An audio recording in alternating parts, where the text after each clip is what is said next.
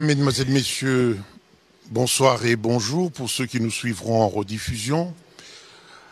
J'ai le plaisir de recevoir ce soir le ministre de la Communication. Monsieur le ministre, je vous remercie d'abord d'avoir accepté que nous puissions, Kalengai William, DG de Géopolis et moi-même, de vous interviewer. Comme vous avez voulu que ça se passe à la RTNC, nous avons associé notre ami, le directeur de l'information, Oscar Mbal Kaïj.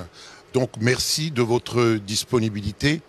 Et comme nous sommes à la RTNC, la première question, je voudrais qu'elle soit posée par le directeur de l'information, Oscar Mbal Kaïj. Bonsoir, Monsieur le ministre. Bonsoir. J'ai une petite question à vous poser par rapport à l'actualité. Les Sénats venaient de lever les immunités de l'ancien président de la République, le sénateur à vie, Joseph Kabila Kabange. Un jour après, il est sorti de sa réserve, je vais dire Joseph Kabila, il a prononcé un discours. Votre réaction? Écoutez, hier vendredi, nous on était plutôt pris à notre rendez-vous hebdomadaire du Conseil de ministres où nous discutions des problèmes qui concernent les Congolais, de comment on y répond. Et il y a un des sujets qui est revenu notamment du niveau du ministère de l'Éducation où aujourd'hui, nous sommes préoccupés à nous assurer que les enfants qui sont dans les territoires sous occupation puissent participer aux épreuves des examens d'État. Et donc nous nous sommes assurés que les frais qui doivent être payés par le parent puissent être couverts parce que nous sommes plutôt préoccupés par des questions de ce type-là. Et donc il n'y a pas, personnellement, je n'ai pas eu le temps de suivre parce qu'on était occupés à ce qui à nos yeux est plus important. Mais parce que après on a vu les réactions de Congolais. Je pense que les réactions de Congolais qu'on a vues abondamment sur les réseaux sociaux disent tout de ce que le Congolais pense. En réalité, le président Kabila est un homme du passé. Et un homme du passé qui n'a absolument, dans le contexte actuel, rien à proposer pour l'avenir parce qu'on a vu sa première sortie d'abord dans le Sunday Times en Afrique du Sud où il a porté son soutien à un mouvement qu'il a lui-même combattu comme président. C'est un ensemble de contradictions qui ressortent, mais bon, nous sommes en démocratie, chacun libre de ses opinions. Nous, pour ce qui nous concerne, nous nous affairons à régler des problèmes qui, malheureusement, il n'a pas pu régler à l'époque. Et le plus important pour nous, comme gouvernement, c'est de nous assurer que chaque jour, nous avançons. Et hier, nous avons adopté un collectif budgétaire qui, malgré l'occupation de principales villes de l'Est, la RDC, n'a pas véritablement impacté sur les budgets parce que nous avons réussi à améliorer. Et dans ces budgets-là, qui sera présenté dans les mois prochains à l'Assemblée nationale, on s'est assuré, par exemple, qu'on a amélioré la solde de nos militaires et nos policiers, qu'on a accordé beaucoup de crédits pour tout ce qui concerne le programme de 145 territoires, parce que pour nous, les plus importants, c'est de répondre aux préoccupations et aux problèmes de Congolais à la base. Willy Kalengai. Monsieur le ministre, c'est vrai que vous avez une réponse à la question qui a été posée, mais je voudrais poser une question un peu plus globalisante. Quand nous suivons la situation actuelle, nous voyons les propos des uns des autres, d'abord les propos des opposants, les propos des évêques, les propos même des rebelles. Tout le monde parle de réconciliation nationale. Je voudrais savoir si au sein du gouvernement ou dans l'entendement du gouvernement, il existerait une limite au-delà de laquelle certains comportements seraient inéligibles à la réconciliation. C'est-à-dire, est-ce qu'il y a aujourd'hui des gens qui réclament la réconciliation mais qui ne pourront pas l'obtenir parce qu'ils auraient franchi une limite? Non, il ne nous appartient pas comme gouvernement d'établir cette limite. Parce que vous rebondissez sur la question du président honoraire, il faut regarder ses gesticulations. Aujourd'hui, on ne pourra peut-être pas faire plus de commentaires parce que l'affaire fait l'objet maintenant d'une enquête au niveau de l'auditorat général. Mais lorsque on veut parler des réconciliations, il faut se regarder dans ce que nous disons, il faut se regarder dans notre attitude.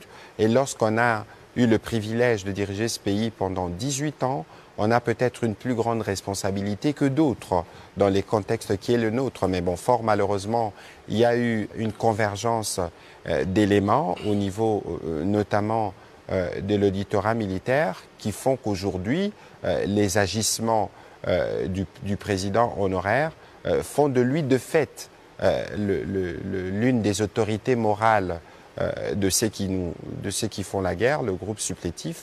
Et donc, c'est bien dommage, dans une posture comme la sienne, bénéficiant d'une loi qui fixe un certain nombre de choses en termes de ce qu'il faut faire, en termes de ce qu'il ne faut pas faire, c'est bien dommage parce qu'on aurait pu penser qu'après toutes ces années à diriger la RDC, qu'il pouvait être lui le premier à être le plus disposé pour aller vers la réconciliation et non pas à aller dans ce que nous vivons aujourd'hui. Mais quoi qu'il en soit, c'est des contradictions qui arrivent dans la nature humaine et nous n'allons pas nous focaliser dessus. Ceci dit, vous savez, Willy Kalengai, nous avons fait le choix de la démocratie.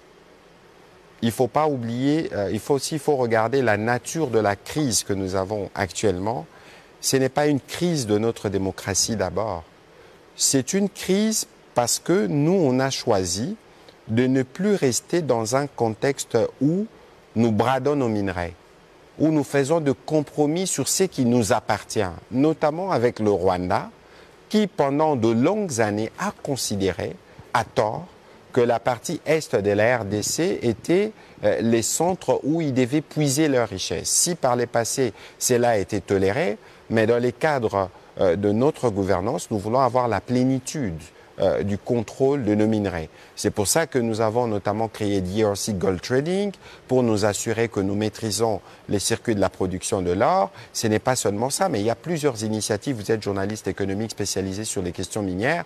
On a toute une stratégie qui devait nous permettre de nous réapproprier, de casser tous les circuits frauduleux mis en place et consolidés évidemment avec la complicité de certains responsables à notre niveau depuis de longues années. C'est ça le choix que nous avons fait. Et si parce qu'on a fait le choix d'avoir un contrôle souverain sur nos ressources et qu'un pays voisin estime qu'il doit faire la guerre parce que c'est par la guerre qu'ils continueront de piller, nous avons dit non. La nature de la crise, elle est celle-là. Nous avions eu des élections en 2023 et tout le monde a vu le sacre, pour ne pas dire le plébiscite, du président de la République qui a été élu de manière inédite. Mais lorsqu'on va dans une élection où vous avez un parti politique qui avait par exemple décidé de ne pas y participer, s'il faut pas le citer, les PPRD, ils ont décidé avec son autorité morale qu'ils ne participeraient pas aux élections. Bon, c'est surprenant d'entendre, de voir qu'il y a dans certains extraits que j'ai vus, parler de restaurer la démocratie, mettre fin à la tyrannie. Mais comment vous faites tout ça lorsque les jeux fixés par la Constitution, le jeu électoral, vous n'y avez pas participé? Et donc aujourd'hui, les frustrations politiciennes des uns et des autres veulent se recroquer ou prendre appui sur une crise qui est d'abord sécuritaire et pour laquelle nous sommes dans des sphères pour trouver la solution, avec le renfort des uns et des autres. C'est bien difficile de vouloir, là où nous devions tous être unis d'abord, pour nous assurer que l'intégrité territoriale est restaurée, mais les uns et les autres pensent que c'est le meilleur moment pour eux d'amener à la table les arguments politiciens pour leur positionnement parce que les élections n'ont pas fonctionné. Monsieur le ministre, je voudrais vraiment que vous soyez précis sur la question ici. Dans un pays où il y a eu rupture de coalition, là où il y a eu éloignement des alliés, je voudrais vraiment que vous reveniez sur le terme réconciliation. Vous pensez aujourd'hui que les Congolais n'ont pas besoin de se réconcilier, qu'il n'y a pas de fracture, il n'y a pas de fissure politique dans le pays. Mais regardez, que les hommes politiques n'ont pas besoin de se réconcilier. Non, regardez Willy Kalengai. Et si c'était le cas... Non, il ne faut pas s'y tromper. Ça veut dire que si il y a des gens qui veulent se réconcilier... Pas qui veulent. Non. Le pays a besoin vous parlez, non, non, attention, vous parlez des réconciliations, une réconciliation qui viendrait régler quel problème? Si c'est pour régler la frustration des uns des autres, parce que par exemple, on n'a pas participé aux élections, parce qu'on a fait le choix délibéré de ne pas y participer, ou parce qu'on a perdu aux élections, Willy Kalengai, fait une analyse. Il y avait 22 000, 25 000 candidats 22 000 candidats s'est réclamé du camp du président Tshisekedi. Lorsque les résultats arrivent, on voit ce qu'il en est. Vous avez parlé des accords qui ont été défaits, mais je suis désolé. En politique, les accords peuvent se faire et se défaire. Mais quelles ont été les motivations qui ont cassé cet accord? Je ne voudrais pas aller dans les détails, mais moi, je sais que j'ai appartenu à un groupe qui s'appelait le G13 et qui en avait marre, comme beaucoup de Congolais, de voir le querelle qu'il y avait entre les FCC-Cash à l'époque. Malheureusement, ceux qui ne nous avaient pas entendus à l'époque sont ceux qui aujourd'hui demandent le plus la réconciliation. Alors oui, on veut bien qu'il y ait des réconciliations, mais cette réconciliation doit se faire sur des bases. Je vous donne une illustration, sûrement qu'on en parlera. Tout le monde parle de dialogue. Tout le monde parle, il faut qu'on se retrouve. Mais lorsqu'on se retrouve et qu'on veut parvenir à une réconciliation, on doit être en mesure de faire le bon diagnostic. Et lorsqu'il faut faire le bon diagnostic, ça veut dire qu'il faut appeler les mal par les mal. Est-ce que dans ce que, par exemple, le président honoraire a dit, est-ce qu'il a nommé le Rwanda? Le mal, c'est le Rwanda. C'est documenté par tous les rapports du Conseil de sécurité. Si on ne veut pas se fier à nos propres rapports, c'est documenté par tous les rapports de pays occidentaux qui ont pris des sanctions. Alors, comment ça se fait que vous ne soyez pas en mesure, vous, de lire ces rapports et de partager, ne fût-ce qu'une opinion, en disant que l'un des problèmes, alors, lorsqu'on doit nous voir, c'est l'attitude inutilement belliqueuse d'un pays voisin. Alors, ceci démontre qu'il y a une complicité parce qu'on veut parfois, on veut contraindre à cette forme de réconciliation dont vous parlez, par la force ou en s'alliant à nos ennemis. Nous sommes en crise. Il y a une grande partie de notre territoire qui est occupée. Bien sûr. Mais il faut quelque part que nous puissions récupérer, n'est-ce pas, ce pan du pays. On va le faire comment si ce n'est pas par la réconciliation? Écoutez, Monsieur Kibambi, la crise, elle est de quelle nature? Depuis le mois de juillet 2022, nous sommes sur la table des discussions avec le Rwanda. C'est le Rwanda qui nous fait la guerre. La crise, c'est celle-là. Il ne faut pas se tromper. Après, on a nos frustrations. Il n'y a aucun pays où vous irez où vous ne sentirez pas le besoin d'une réconciliation. Quand vous regardez le frustration, par exemple, en France, où une leader a été déclarée inéligible, on pense ceci, on pense cela, mais chaque pays fait face à des situations politiques qui sont celles-là. Les hommes politiques ne sont pas forcément obligés de s'entendre pour ce qui concerne leur ligne politique, mais lorsqu'il s'agit de la menace ou de la survie de ce qui nous unit tous, nous devons être ensemble.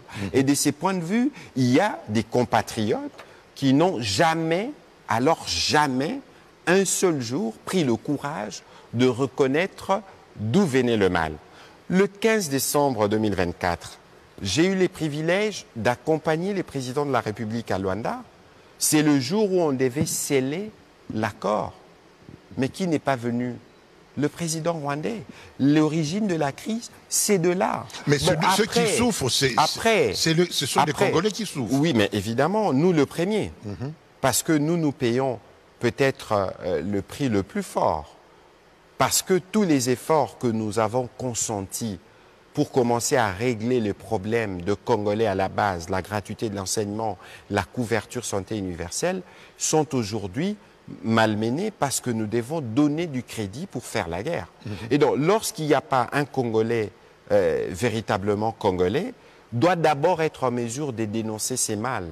Alors où allons-nous? Là où nous allons, écoutez, nous avons des mécanismes à l'international. Aujourd'hui, nous parlons de Doha, où nous discutons avec les supplétifs, qu'on peut considérer comme des enfants égarés.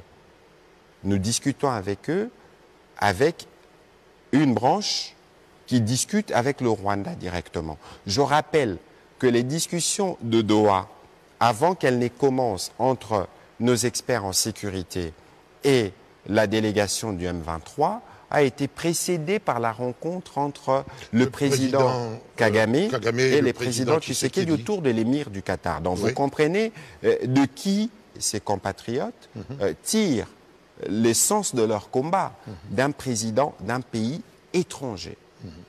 Convenons-nous bien, on veut régler les problèmes bilatéraux avec le Rwanda, on veut régler les problèmes avec les supplétifs. Ensuite, en interne, vous avez le président de la République qui a dit et qui a donné mandat à son conseil spécial de faire des consultations pour se dire, écoutez, en interne, s'il y a des problèmes des uns des autres, venez, parlez-en. Les consultations, c'est une forme de dialogue. Oui, mais les consultations, Bakaï, je vous passe la parole tout de suite. Les consultations avaient pour objet, pour finalité, de faire un gouvernement, de composer un gouvernement d'union nationale. Ben, hier, j'ai entendu encore des compatriotes dire à quand ce gouvernement? Bon, écoutez, encore que c'est le président de la République qui a demandé ces consultations, le conseil spécial, sûrement qu'il lui a déjà fait rapport, mais nous, on n'a jamais, j'ai pas entendu quelque part le conseil spécial du président dire que les consultations étaient totalement finies. Et donc, sûrement qu'il y a au niveau du président de la République des arbitrages qui se font, parce que dans les consultations, il y a ce qu'on voit et ce qu'on ne voit pas, mais c'est la preuve justement de la disponibilité du président de la République à régler les problèmes, y compris en interne. Alors, certains vont revenir pour parler de l'initiative de prêtres de la SENCO, mais il ne faut pas oublier Willy Kalengai ou Mbal Kaïj, qui a l'article 69 de la Constitution, qui donne au président son rôle d'arbitre qui ne peut pas être subtilisé, passez-moi l'expression entre guillemets, par des prêtres ou des évêques. Simplement parce que nous sommes dans un contexte où le président de la République a de pouvoirs régaliens. Et donc, M. Kalenga et M. Kibambi, tous ceux qui disent qu'ils veulent la réconciliation, entre autres, il y a la main du président de la République à travers les consultations nationales, qui doit couvrir le volet interne, en tout cas pour ceux qui pensent qu'ils peuvent faire la paix ou s'y réconcilier pour que le pays puisse avancer. Oscar Mbakaï. Monsieur le ministre, revenons un peu sur les pourparlers de Doha. Il y a un facilitateur désigné par l'Union africaine. De l'autre côté, les pourparlers de Doha se poursuivent. Et on parle aujourd'hui même de l'avant-projet de l'accord entre la RDC et le Rwanda. Quel est l'avenir justement que vous donnez à tous ces pourparlers? Écoutez, il y a un seul objectif de tous ces pourparlers auxquels vous faites allusion, c'est de parvenir à la paix. Et je crois qu'aujourd'hui, nous avons fait beaucoup de progrès. Parce que autour du président Faure Gnassingbé, vous avez vu tous les co-facilitateurs, vous avez vu aussi il y a quelques semaines à Doha, que ce soit les conseillers principaux du président Trump, le docteur Boulos, que ce soit le ministre Koulaïchi du Qatar, que ce soit le ministre togolais des Affaires étrangères, et les délégations congolaises et rwandaises. Ça veut dire qu'il y a aujourd'hui, sur base du travail qui a été fait à Luanda, une convergence de tous ceux qui pensent, de tous ceux qui ont un rôle à jouer dans la concrétisation de la résolution 2773 pour le retour de la paix dans l'Est de la RDC. Et vous avez vu aussi, aux États-Unis, il y a eu la déclaration avec les 6 principes qui constituent aujourd'hui les piliers de cet accord à venir. Et donc, il faut considérer que la diplomatie prend le temps, que la question, elle est complexe parce qu'elle est liée à un des pays le plus important au monde, parce qu'on n'a pas encore d'ailleurs abordé les volets économiques de tous ces sujets, mais aujourd'hui, il faut considérer que la stratégie diplomatique du président Tshisekedi va nous conduire vers des résultats, cette fois-ci que nous espérons définitifs, y compris pour permettre la restauration de la paix dans l'Est, qui sera le point de départ des différents échanges économiques au niveau de la région. Willy Kalingai. Monsieur le ministre, le prix à payer pour la paix semble être très énorme. Il est énorme parce que nous avons sur la table un accord avec les Américains, un accord qui porte sur la gestion des minéraux. C'est vrai que ça sera en réalité, nous aurons en fait invité des gendarmes pour nous protéger. Alors la question, la première partie de ma question, avez-vous l'impression que dans cet accord de paix, les prix à payer, c'est quand même un partage de souveraineté. Ça, c'est récent. Les Congolais commencent à comprendre que ce pays, d'une certaine manière, et ont le courage de le dire, nous appartient, mais pas seulement à nous-mêmes, qui auraient des forces avec lesquelles nous partageons ce pays. C'est quelque chose qui s'est dit de plus en plus. Peut-être que nous n'avons pas le courage de le reconnaître. Mais alors, Willy Kalenga, il faut faire attention à la compréhension de votre question.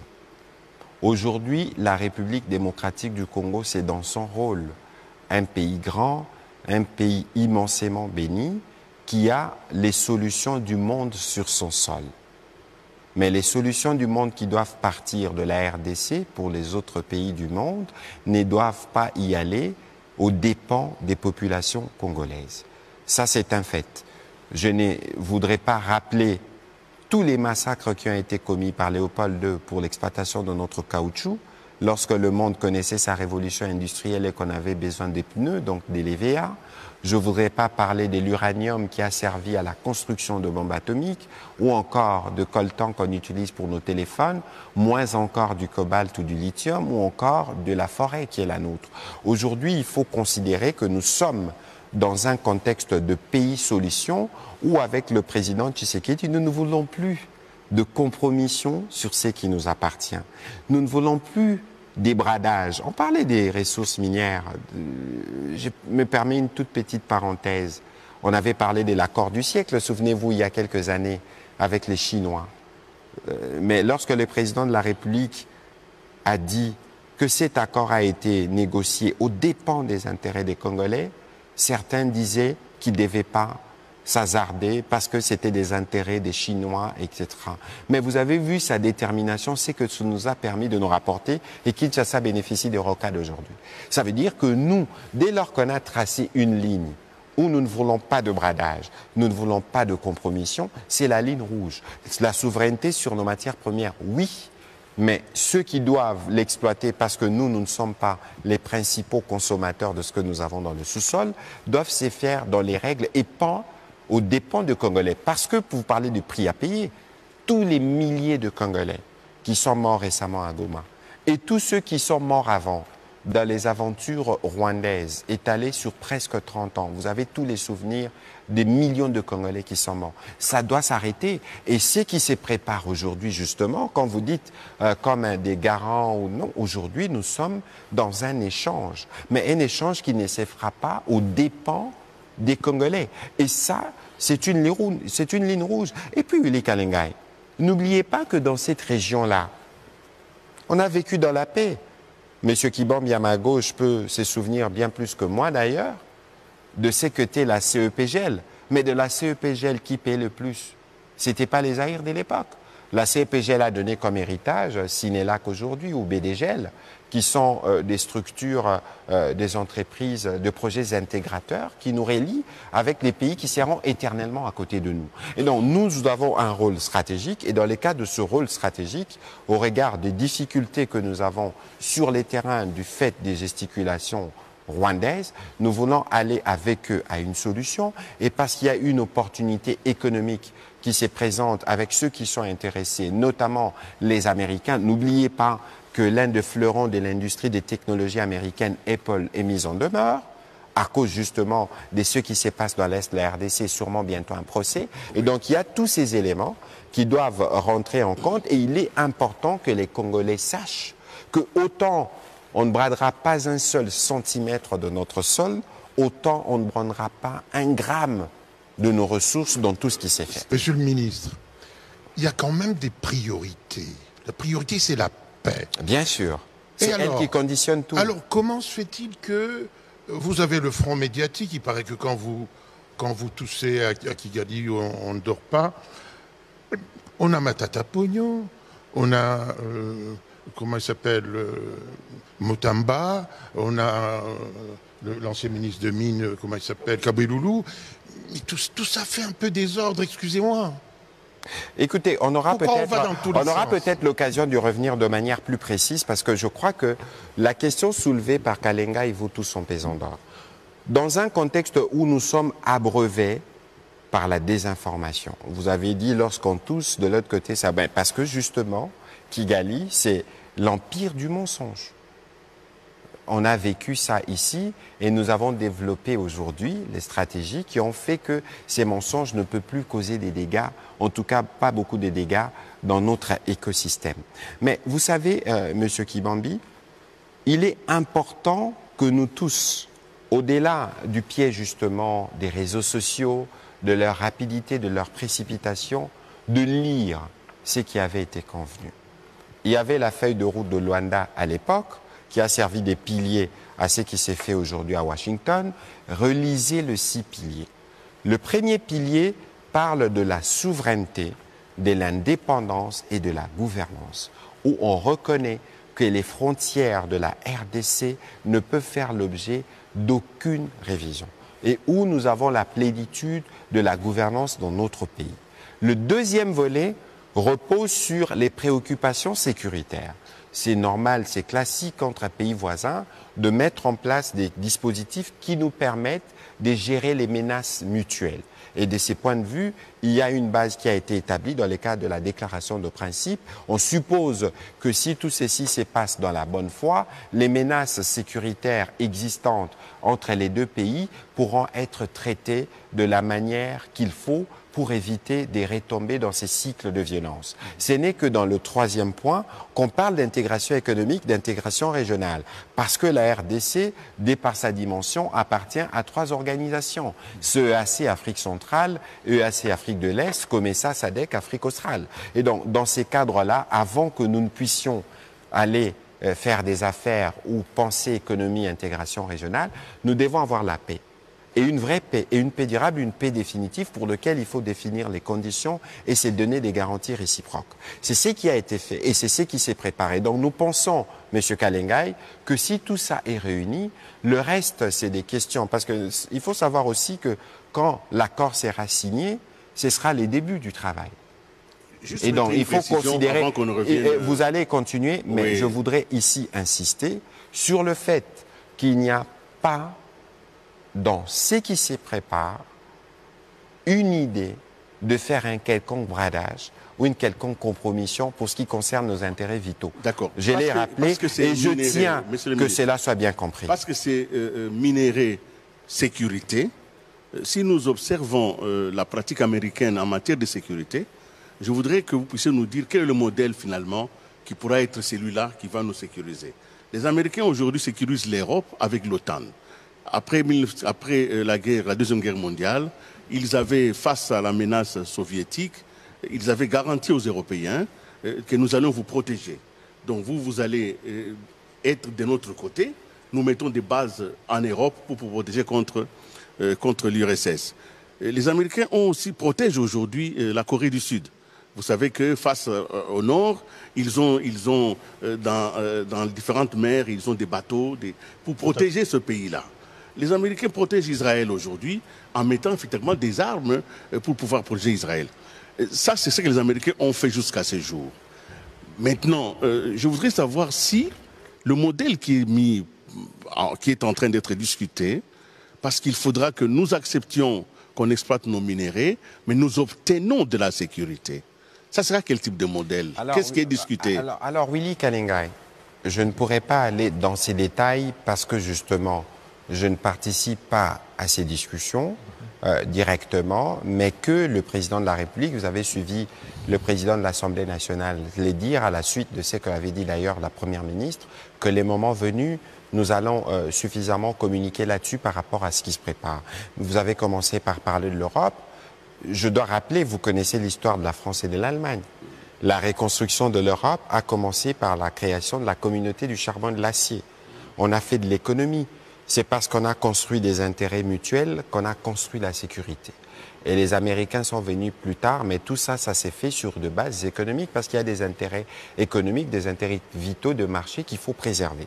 Et ici, nous sommes évidemment dans un contexte qui est différent, où les premiers facteurs de l'insécurité dans l'Est de la RDC, c'est le Rwanda. Bien au-delà des défis que nous avons en interne et pour lesquels nous travaillons à donner des réponses, notamment en restaurant la puissance de notre armée et des services régaliens. Mais les facteurs il est identifié, le premier facteur d'instabilité, il est identifié dès lors que nous avons fait un accord de paix et qu'on a convenu de comment on gérerait des préoccupations sécuritaires des part et d'autre, dès lors que les Américains, à travers leurs investissements, aujourd'hui on est dans un contexte où les Américains ne sont peut-être pas tenus d'ouvrir une base dans l'est de la RDC. Non, parce qu'aujourd'hui, tout peut se surveiller à partir des satellites.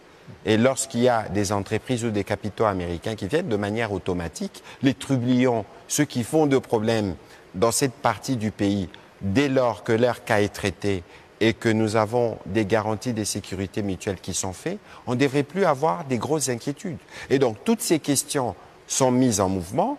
Il y a les dispositifs qui se fera pour cette partie du pays, mais n'oubliez pas que nous avons une relation séculaire avec le gouvernement américain et que l'accord dont on parle, ça ne concerne pas spécifiquement, en tout cas pour les deals miniers, ça ne concerne pas spécifiquement que dans la partie Est. La RDC, elle est bénie de partout et ça va aller dans d'autres créneaux. Et les moments venus, on pourra communiquer là-dessus. Mais Monsieur le ministre, au moment où on parle justement de ces accords et au pays, on parle d'une gestion...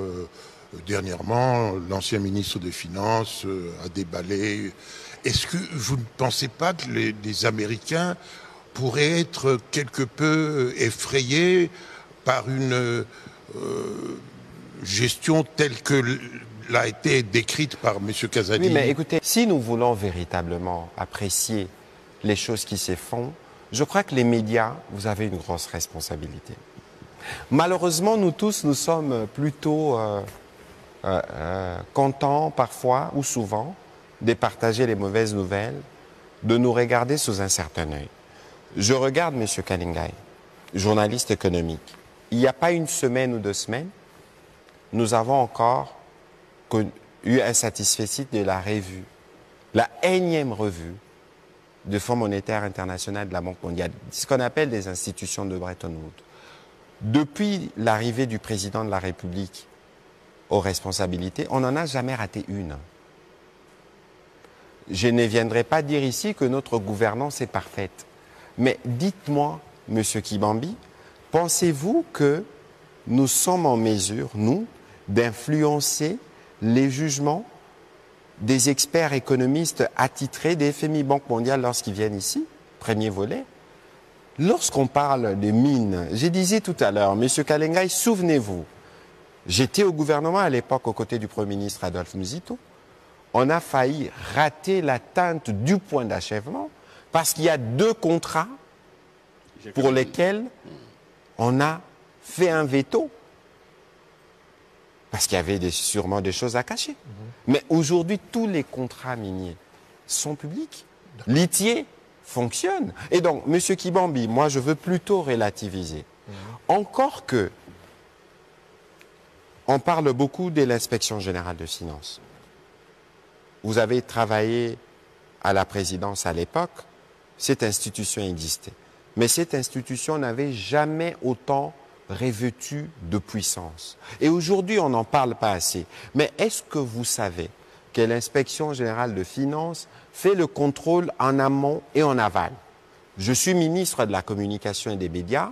Avant qu'une dépense ne soit faite ne soit liquidée ou ordonnancée par le ministre des Finances, dans la chaîne de la dépense, vous avez des inspecteurs généraux des finances qui viennent regarder la qualité. Les résultats, Monsieur le ministre, dans l'assiette de ceux qui nous suivent aujourd'hui, ça ne se ressent pas. Mais justement, Monsieur Kibambi, l'assiette dont vous parlez, c'est une assiette, mais c'est en réalité 100 millions d'assiettes.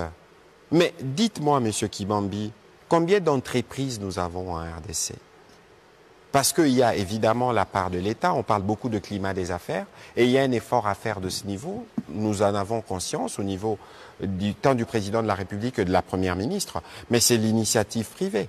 C'est pour ça qu'aujourd'hui, autour du ministre, par exemple, des PME, autour de la RSP, on s'affaire à ce que les Congolais aient accès à des fonds et que nous puissions, nous, Congolais, avoir une culture de l'entreprise, une culture entrepreneuriale, parce que la richesse vient de là. Mais avant qu'on y arrive, M. Kibambi, imaginez, lorsque le président de la République, en 2019, avait fait le choix d'appliquer une disposition constitutionnelle qui souffrait depuis 13 ans, celle de la gratuité. Mais quelle opposition il n'a pas rencontré? Quel scepticisme il n'a pas rencontré? Aujourd'hui, on a plus de 5-6 millions d'enfants qui sont à l'école. Aujourd'hui, nous nous affairons parce que la question, c'est pas seulement d'avoir des enfants à l'école. La question, c'est l'accessibilité, la proximité des écoles. 145 territoires avec plus de 2200 écoles en cours de construction. On dit la qualité de l'enseignement, la formation des enseignants. Mais interrogez Madame Raïssa Malou, elle va vous dire les efforts que nous faisons.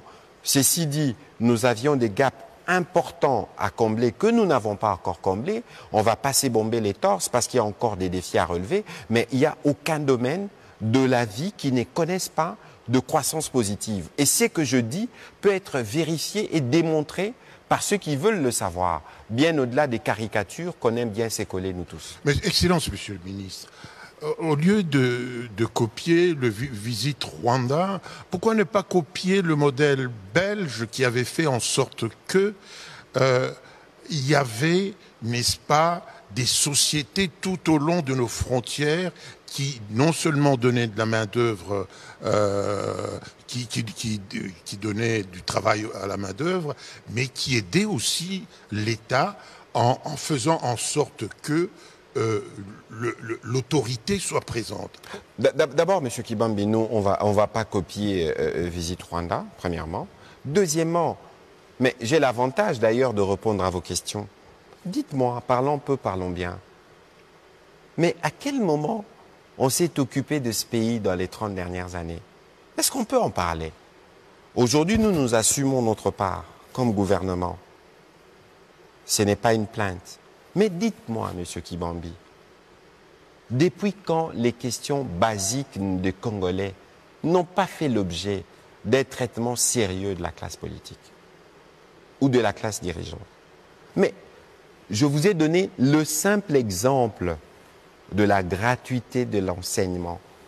De 2006, il fallait attendre 2019 pour que la moindre application commence, malgré toutes les critiques.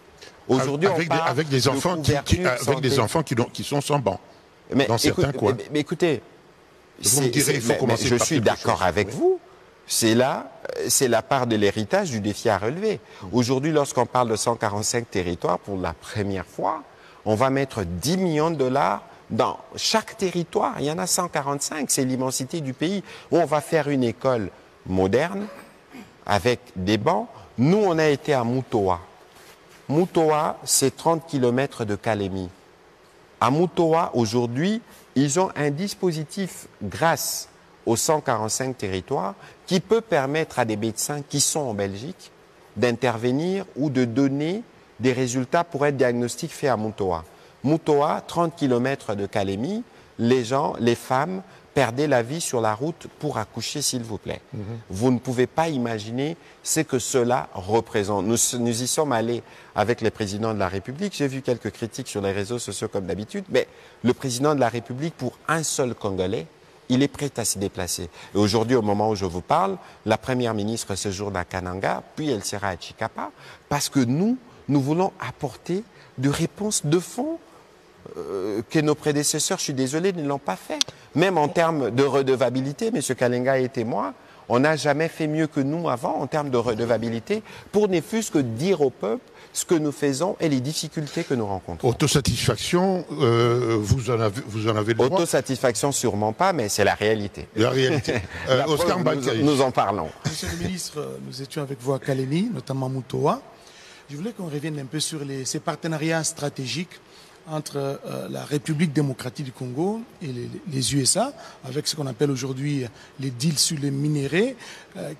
Pour être plus concret, quelles sont les retombées économiques dont la RDC va bénéficier de ces partenariats stratégiques. Deuxième question, excusez-moi, je voulais vraiment en finir, je vais oublier. Je ne vais pas oublier justement cette deuxième question. Nous avons l'impression, au regard de toutes ces initiatives de paix, il y a l'EAC, nous avons un facilitateur désigné, nous avons Doha, nous avons beaucoup d'initiatives pour le retour de la paix dans l'Est de la RDC. Nous avons l'impression que le multilatéralisme a échoué. Il a suffisamment pour les États-Unis, que les États-Unis puissent tousser. Et vous voyez, la ministre d'État des Affaires étrangères, Thérèse Kayikwamba, son collègue du Rwanda, s'est retrouvé aux États-Unis pour signer une déclaration des principes. Il a fallu que Doha puisse tousser, passez-moi l'expression, pour que les M23 ainsi que la partie gouvernementale se retrouvent au Qatar pour discuter et échanger sur le retour de la paix. Et vous ne pensez pas que la meilleure option aujourd'hui pour le retour de la paix, il faut le bilatéralisme? Écoutez, je ne veux pas rentrer avec vous dans cette discussion bilatéralisme, multilatéralisme. Je vous ai dit ici que toutes ces initiatives convergent vers la paix. Encore que nous croyons au multilatéralisme. Je pense que ce sera un des points de notre mandat que nous allons occuper bientôt, je l'espère, au niveau du Conseil de sécurité, lorsque nous serons élus comme membres permanents. Mais, monsieur Oscar Mbal, comprenez, comme moi, que la diplomatie ne s'assoit pas sur de la compassion. La diplomatie s'assoit sur des leviers. Et nous avions eu dans ces processus des difficultés au regard de l'attitude du Rwanda. Et si aujourd'hui, à la suite des sanctions européennes, on a sanctionné la raffinerie nord de Gassabo, qui représente le premier pourvoyeur de fonds avec de l'or illicitement produit de la RDC parce que racheté par le Qatar, et que le Qatar décide de s'impliquer, de faire pression sur le Rwanda plie, parce que l'essentiel de ces fonds viennent du Qatar. Qui peut dire non aux États-Unis? On a vu la France essayer de peser de son poids dans les conflits sur le Rwanda, mais malheureusement, la voix de la France n'a pas vraiment été entendue du côté de Kigali. Et donc, aujourd'hui, Américains, Qataris s'impliquent, ils ont des leviers, ça nous permet d'avancer. C'est ça le plus important. Alors, sur ce que vous avez évoqué comme question sur les deals miniers, d'abord, le deal dont on parle, c'est un cadre. Ça ne va pas porter sur un seul minerai, c'est d'abord un cadre de coopération économique entre deux États, notre République et le gouvernement américain. Ce n'est pas les gouvernements américains les deux gouvernements qui vont signer le deal, mais ça se fera entre entreprises. Et lorsque les entreprises viendront, ça dépendra. M. Kibambi parlait tout à l'heure de l'exploitation lacustre. Peut-être qu'il y a des entreprises américaines qui peuvent être intéressées à faire des ferries, qui partiraient, pourquoi pas, de la Tanzanie jusqu'à Bukavu et relier les différents lacs Victoria, Albert et Tanganyika qui parsèment le territoire de la RDC. C'est une opportunité. Et donc, dans ces deals, c'est un assemblage de choses qui vont se faire et nous aurons l'occasion de venir, le moment venu, au cas par cas. Ce que nous espérons, c'est qu'il y aura des capitaux américains qui seront versés. Ce que nous espérons, c'est que nous mettrons notre administration à niveau, nous formerons nos enfants, nos jeunes, pour être en mesure de capter toutes les opportunités qui seront générées par ce deal. Au cas où les Américains ne viendraient pas, vous pouvez ne pas répondre à cette question, je vous en pose une autre. Est-ce que c'est le moment pour le président de commencer l'itinérance? J'en ai entendu parler. Mais les Américains, vous savez, M. Kibambi, il n'y a aucun pays au monde qui ne peut se passer de la RDC. Je vous ai fait la démonstration en début de cette interview. Et donc, ceux qui seront... Aujourd'hui, l'Amérique est un peu en train de courir. Parce que 70% du cobalt mondial qui vient d'ici est pratiquement contrôlé par la Chine. Heureusement que nous prenons des dispositions pour s'assurer que notre pays tire profit de ça, mais de nos ressources stratégiques. Et donc, il faut considérer qu'ils ne pourront que venir. Il y avait l'autre volet Est-ce que c'est le moment pour votre question. Pour le président de commencer l'itinérance? Le président a été élu par qui? Par la population. Mais qu'est-ce que vous voulez? Le travail du président, le nôtre, n'a jamais été de rester à la cité de l'OUA. Son travail, c'est d'être partout où il y a les Congolais, comme à Moutoa, pour apporter des solutions. Son travail, c'est justement d'être ces présidents au contact parce qu'il a été plébiscité. Et aujourd'hui, moi, Willy Kalengai, je suis choqué de voir que lorsqu'on parle de toute cette crise, on oublie que les Congolais se sont exprimés. Il y a à peine une année et demie, en millions. Mais si on a fait le choix de la démocratie, mais acceptons. Et on peut regarder ce qui ne marche pas, parce que tout n'est pas parfait actuellement, comme dans toute action politique, et se dire, nous nous en ferons de points à la prochaine campagne. Mais moi, je me désole, M. Kibambi, vous sûrement avec moi, de voir que l'opposition n'est pas en mesure d'être une force de proposition. Il ne faut pas oublier que l'opposition, c'est une mission constitutionnelle. La mission de l'opposition n'est pas venir de dire tout va mal. La mission de l'opposition, c'est de venir de se dire tel choix n'a pas été bon. Moi, j'ai jamais vu un seul opposant qui vienne nous challenger dans les fonds, qui remettent en cause la gratuité de l'enseignement, qui remettent en cause la couverture santé universelle, qui remettent en cause les 145 territoires. Dans la plupart des cas, on est dans la polémique, comme on adore se nous nourrir de la polémique. Oui, mais cela doit changer. Malheureusement, ils attendent leur tour pour faire ce qu'ils vous proposeraient pour que vous réussissiez. Monsieur, mais c'est justement ça le malheur. Sur cette lancée-là, essayons de faire un peu de la sociologie, de la psychologie de notre pays. Quand on vous entend parler comme ministre, vous avez bien fait, vous énumérez beaucoup d'actions qui sont menées par le gouvernement. Le président et vous avez travaillé, vous pouvez énumérer même centaines d'actions positives. De l'autre côté, quand vous scrutez la population, vous sentez quand même un mal-être.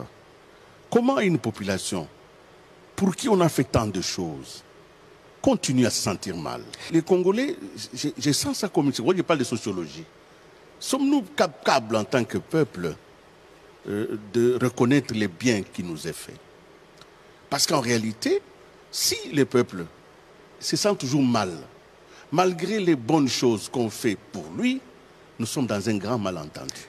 Willy Kalengai. Comment vous le sentez? Non, ça veut dire que vous posez une question très pertinente parce que c'est cette question qui met sur la table votre responsabilité. Moi, je m'interroge. J'étais plus jeune, même si j'avais jamais pensé exercer les métiers que vous exercez, que j'ai eu à exercer avec vous, mais c'est quand même parmi les métiers les plus beaux du monde. Parce que la société, dès l'époque en tout cas, vous conférez toujours le titre de monsieur le journaliste. Et vous étiez toujours considéré d'une certaine manière, parce que c'est vous qui nous informez. Alors, s'il y a ces mal-être dans le contexte qui est le nôtre, qui est, à mon avis, normal, parce que du fait de l'accumulation des années, M. Kibambi, vous êtes témoin de comment moi je suis né en 82, je suis sûr que depuis ma naissance jusqu'à aujourd'hui, le pays n'a fait que dégringoler. En tout cas, dans ce pays, ma mère a étudié dans les meilleures conditions que moi, dans ce pays, et mes enfants étudient dans des conditions bien meilleures que moi, bien meilleures que ma mère qui a étudié il y a 30 ans, 40 ans avant nous. Et donc, il y a un problème. Mais les efforts que nous faisons, M. Kalengai, est-ce que les journalistes font un effort de par eux-mêmes, au-delà de la polémique politicienne qui est très attirante, d'informer? Parce que la vérité, c'est laquelle? Nous sommes dans le trou. Mais nous étions sûrement à moins 200, moins 100.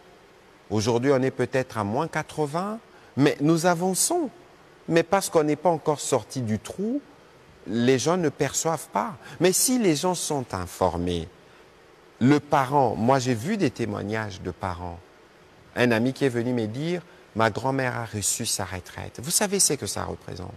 Vous avez un parent qui vient de me dire, moi j'ai 4 enfants, pour lesquels je ne paye plus le Minerval. Mais vous voyez, c'est que ça soulage. Je vous ai dit qu'en Conseil de ministres vendredi, le vice-ministre de l'Enseignement est venu nous dire que nous devons, nous, l'État, prendre en charge pour éponger la charge des parents, les frais pour les élèves dans les provinces sous occupation qui doivent participer aux tests de fin des cycles. Vous voyez, M. Kalengai, c'est à quoi nous nous afférons. Mais si les gens ne sont pas informés, qu'est-ce qu'ils vont dire? Ils ne sont pas informés, très bien, parce que l'État a désinvesti dans le secteur des médias et de la communication. Qu'est-ce qui a été fait pour les médias depuis une vingtaine d'années?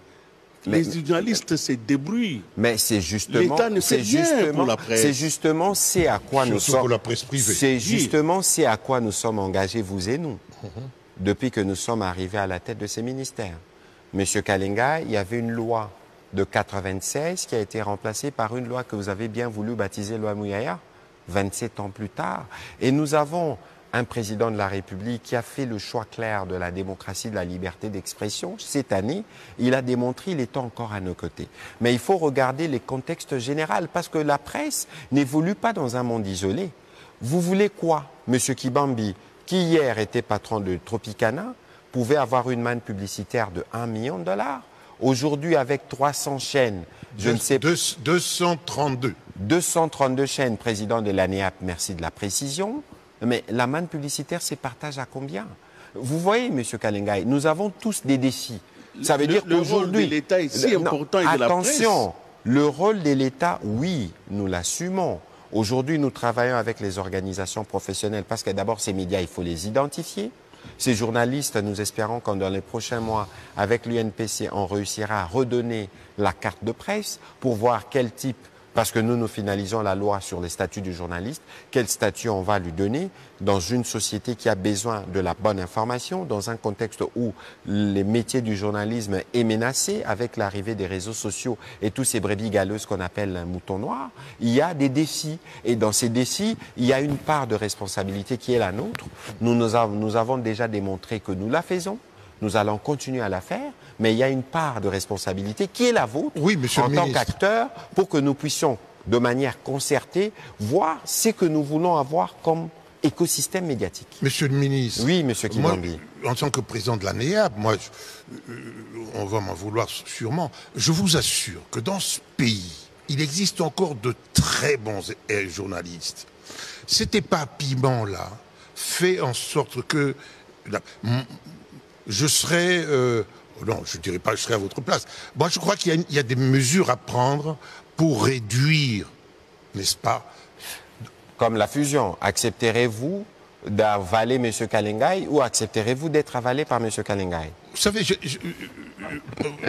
vous posais la question, mais moi je vais vous dire... moi j'accepterais bien. Hein, mais comment? D'être avalé ou... Bien sûr, non, parce que c'est-à-dire la mutualisation des moyens. Moi, qu'on m'appelle Kibambi Chintois, directeur général, président, je m'en fous. Si à la fin du mois, on peut me donner...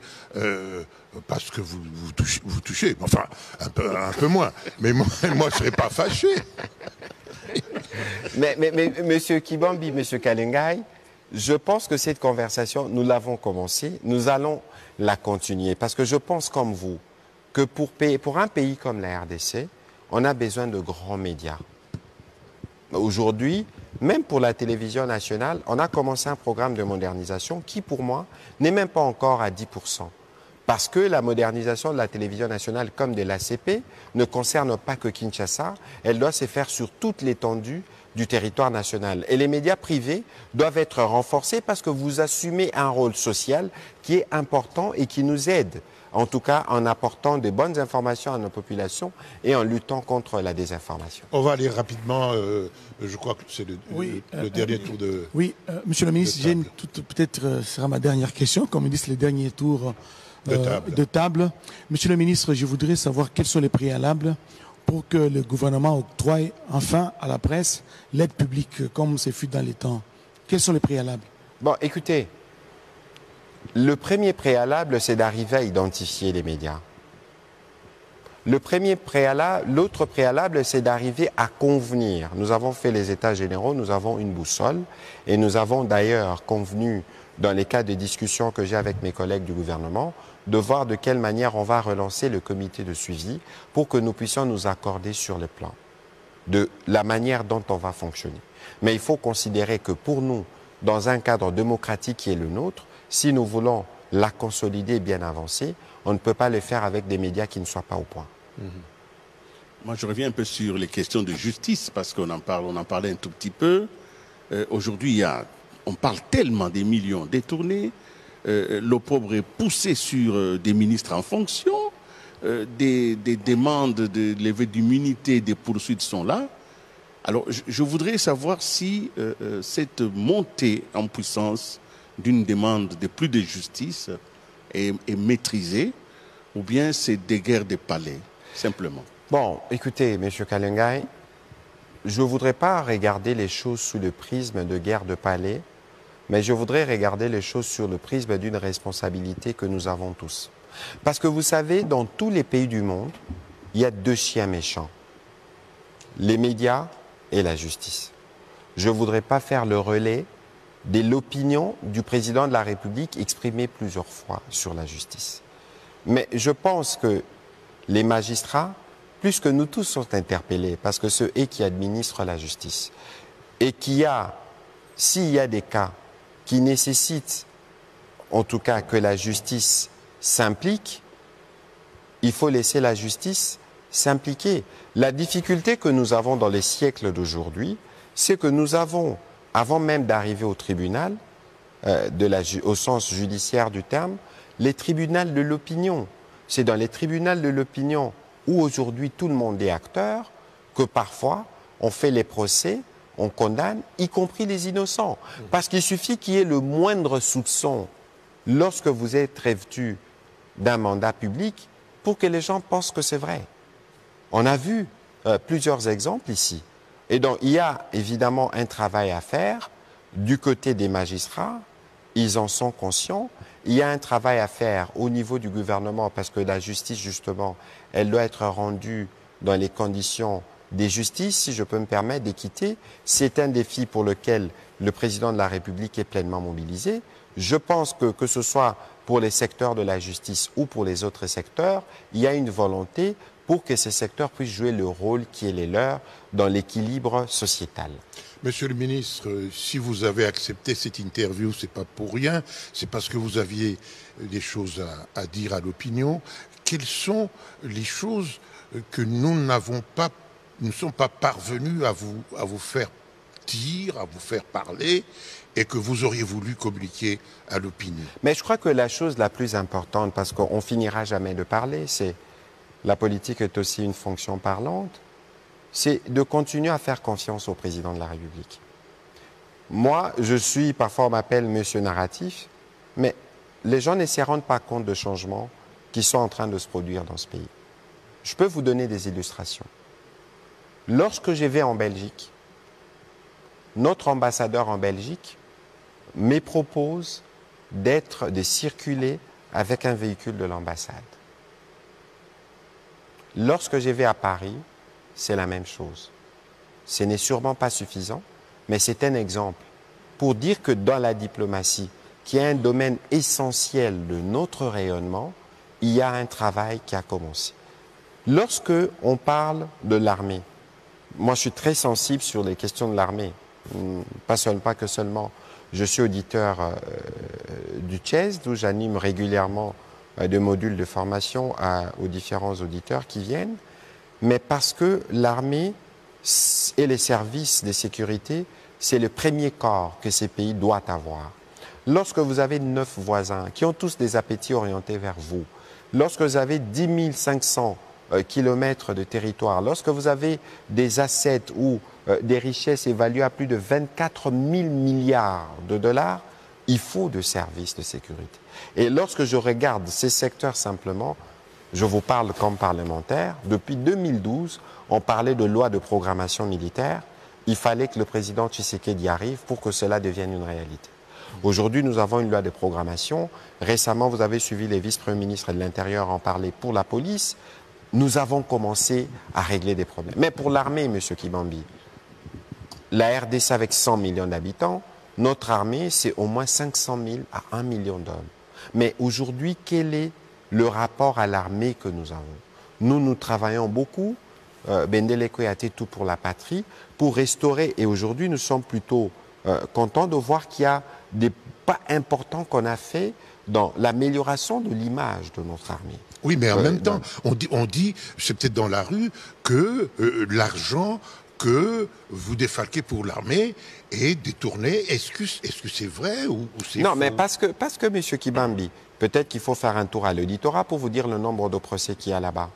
Mais la vérité, c'est laquelle au sujet de l'armée? dans quel état elle a été pour parler de 20 ou 30 dernières années. On fait brassage, on fait mixage, on fait un enchevêtrement de forces, y compris des gens qui sont dans l'armée mais qui sont en réalité infiltrés. C'est l'autre réalité que nous avons connue.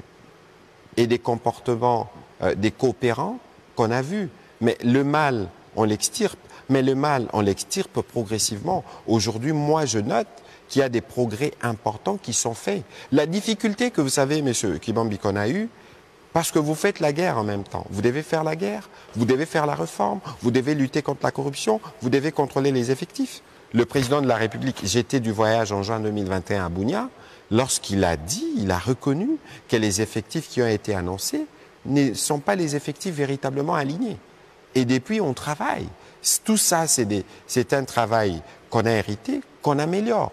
Si aujourd'hui, nous avons par exemple des lignes rouges qu'on a définies pour dire il ne faudrait pas faire de réintégration de l'armée, mais parce qu'on veut débarrasser notre armée des traîtres, dans un contexte où vous avez un voisin et des complices internes qui ont toujours pensé que l'armée ne devrait jamais être forte. Mais moi, je regarde les choses dans le sens où on avance. Lorsque je regarde les 145 territoires, mais pour la première fois, on a commencé à créer des écosystèmes au-delà des difficultés que nous avons parce que les territoires ne sont pas logés à la même enseigne, mais il y a une volonté d'y aller. Ça permet aujourd'hui de donner des solutions aux provinces. Hier encore, nous parlions des stabilités au niveau des provinces. Est-ce qu'il faut que je parle de couverture santé universelle? Est-ce qu'il faut que je parle de gratuité? Ou est-ce qu'il faut que je parle de construction d'universités que nous n'avons pas fait depuis 60 ans?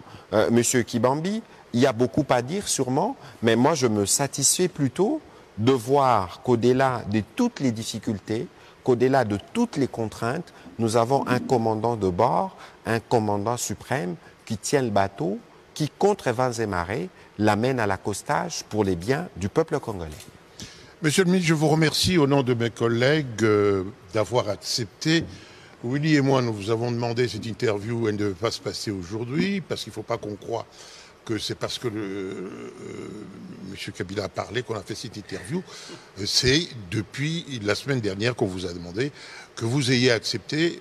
Je vous remercie. Ben, écoutez, c'est moi qui vous remercie. De toute évidence, M. Kibambi, le plus important ici, c'est de parler des Congolais.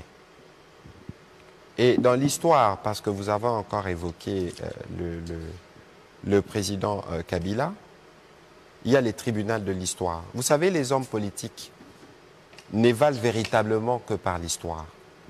Parce que lorsqu'ils sont présents, ils sont historiens du présent, ils ne peuvent pas apprécier la portée des actes qu'ils posent.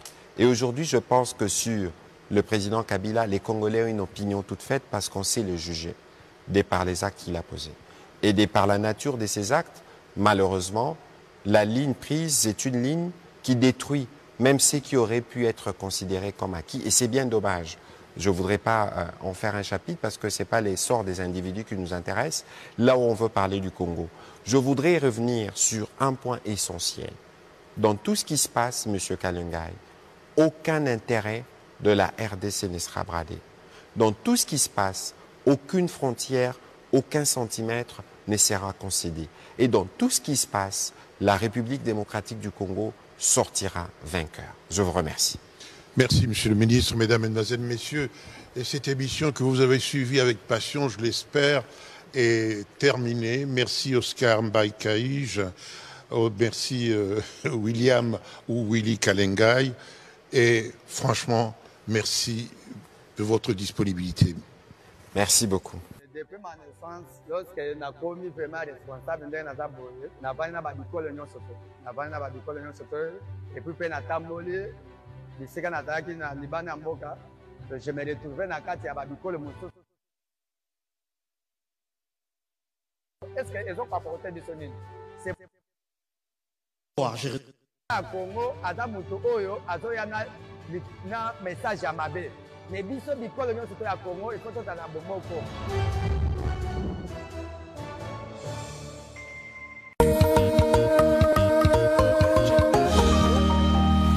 Publicité. 8 milliards de dollars. C'est ce que la RDC perdait chaque année à cause de la fraude dans le secteur de la sous-traitance. Aujourd'hui, grâce à la vision présidentielle, l'ARSP annonce que 2 milliards de dollars ont été captés comme premier résultat partiel. Mais qui profite vraiment de ces marchés? Quelles entreprises ont concouru et gagné ces marchés? Sont-elles réellement en règle? Et les emplois promis, sont-ils là ou est-ce un mirage? VST, la voie de la sous-traitance, est une plateforme qui vous propose une série d'enquêtes indépendantes au cœur du secteur de la sous-traitance. Découvrez les vrais bénéficiaires, apprenez comment les contrats sont formés et ce que ces marchés changent dans la vie réelle des Congolais. Avec VST, suivez l'actualité du secteur. Des signatures de contrats aux réussites d'entrepreneurs jusqu'aux retombées sur le terrain. Le secteur de la sous-traitance en RDC change. Et cette fois, vous serez pour qui? VST, ce que personne ne vous montre sous la sous-traitance en RDC. Un jour, le Barça sourira. Non, mais dis pas ça. Comment ça? 45 minutes. Jeune homme, si tu as du temps, je vais te raconter une histoire. L'histoire d'un jeune garçon qui rentre du pays avec sa grand-mère. TV5 Monde Plus a des histoires à vous raconter. Cinéma, séries, documentaires, fictions africaines et francophones, disponibles partout, gratuitement. TV5 Monde Plus, la plateforme gratuite à découvrir. Téléchargez l'application ou connectez-vous sur la plateforme tv5mondeplus.com. Sous le haut patronage du président de la République, Félix-Antoine Tshisekedi, chef de l'État, l'autorité congolaise de réglementation pharmaceutique, ACOREP, départ sa mission de mettre à la disposition de la population congolaise des médicaments de qualité, sûrs et efficaces, procède à l'identification et la géolocalisation de toutes les pharmacies en République démocratique du Congo.